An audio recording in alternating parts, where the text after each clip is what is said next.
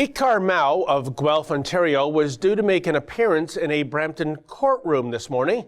Now, if that name doesn't ring a bell, he's the genius who flew over to Turkey last July. His ultimate destination was Syria. Why would anyone in their right mind visit Syria these days? Oh, well, Ikar Mao is allegedly one of those terrorism tourists you read about these days. You know, the type who leaves a decadent Western nation in order to join ISIS so that he could have a gay old time in the Middle East. But Ikar never got to fulfill his dream. He was detained near the Syrian border and deported back to Canada in mid-October. Oh, lucky us.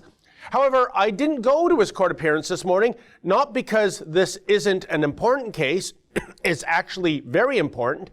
It's just that, yet again, a judge in his infinite wisdom has granted a publication ban regarding details pertaining to this case.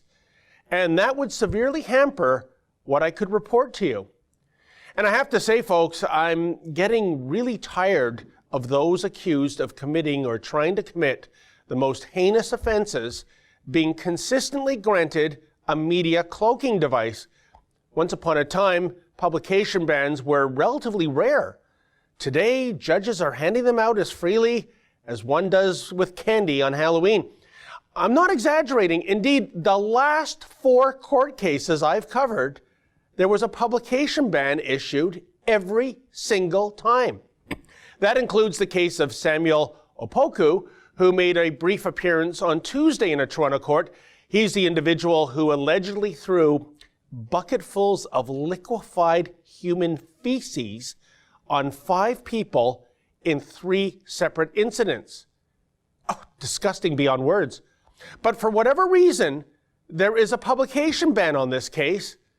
Luckily, Mr. Opoku's lawyer, Jordan Weiss, was gracious enough to conduct a media scrum outside the court, but I think the only thing that was accomplished by that was raising more questions than answers. Here's a snippet. Can you tell us anything about his background, perhaps? Is he a Canadian citizen or on a student visa? I can't speak about his background, but I can assure you that the case has nothing to do with immigration. You know, I think that was a harmless query that I asked. Is Mr. Opoku a Canadian or is he just someone passing through? But the lawyer declined to answer that question. Yet why? How would his citizenship status affect Opoku in any way in terms of getting a fair trial? Weird. But from disgusting to deplorable, just consider the case of Mohammed of Toronto.